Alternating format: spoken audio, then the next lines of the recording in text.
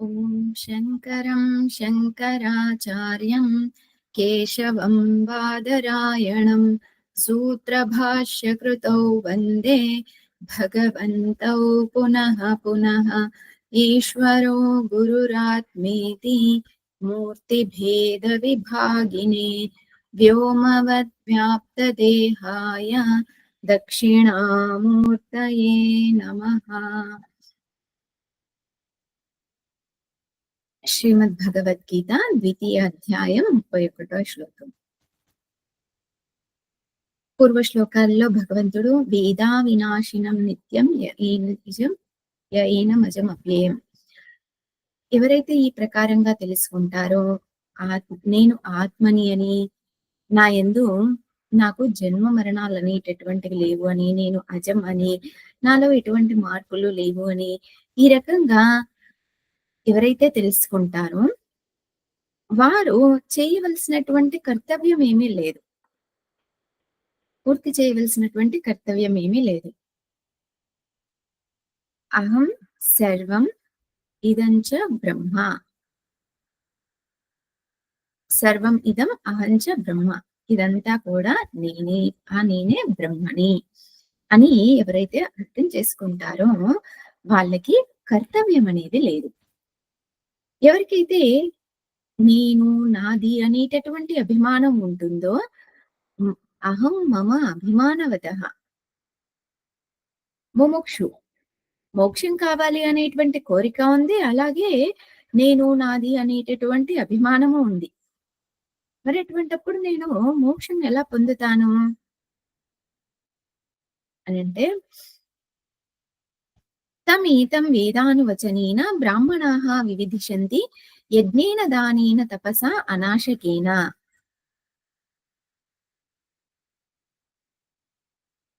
వేదానువచనేన, వేద పారాయణము, యజ్ఞము, దానము, తపస్సు, వీటన్నింటి ద్వారా కూడాను ఈ సాధనలన్నీ మనం చేయడం వలన చిత్తశుద్ధి లభిస్తుంది.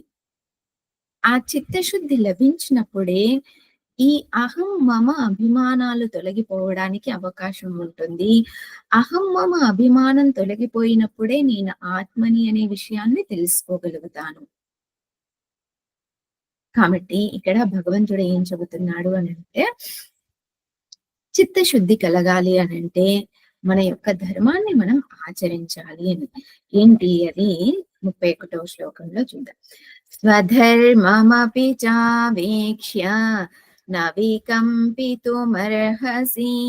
ధర్మ్యాద్ధియుద్ధాత్ శ్రేయోన్యత్ క్షత్రియస్య న విద్యతే.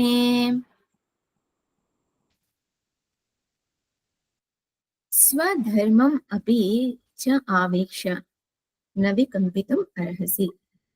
వికంపితుం న అర్హసి. స్వధర్మాన్ని ఆచరించడంలో ఎటువంటి సందేహం లేదు. అలాగే స్వధర్మాన్ని ఆచరించడం అనేటటువంటిది శ్రేయస్కరం. స్వధర్మాన్ని ఆచరించడం కంటే వేరొక శ్రేయస్సు అనేటటువంటిది ఏది కూడా లేదు. కాబట్టి అర్జున, యుద్ధాన్ని, క్షత్రియుడి యొక్క ధర్మం ఏంటి? యుద్ధం చేయడమే క్షత్రియుడి యొక్క ధర్మం.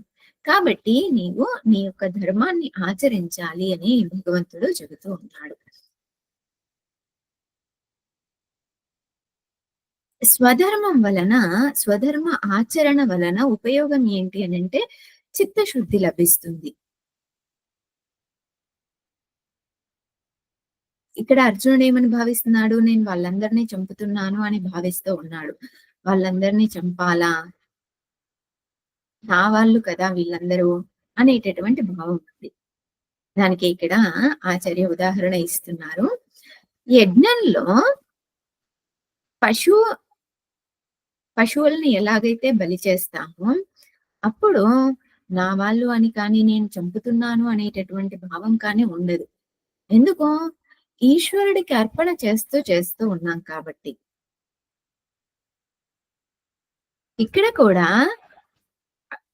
నేను చేస్తున్నాను అనేటటువంటి భావన లేకుండా మనం చేసినట్లయితే గనక ఆ ఫలితానికి మనం ప్రభావితం చెందకుండా ఉండగలుగుతాము. తద్వారా జ్ఞాన ప్రాప్తికి కావలసినటువంటి చిత్తశుద్ధి లభిస్తుంది. కాబట్టి స్వధర్మాన్ని ఆచరించాలి. ఓం పూర్ణమదః పూర్ణమిదం పూర్ణాత్ పూర్ణముదచ్యతే పూర్ణస్య పూర్ణమాదాయ పూర్ణమేవావశిష్యతే. ఓం శాంతి శాంతి శాంతి. హరి ఓం శ్రీ గురుభ్యో నమః. హరి ఓం.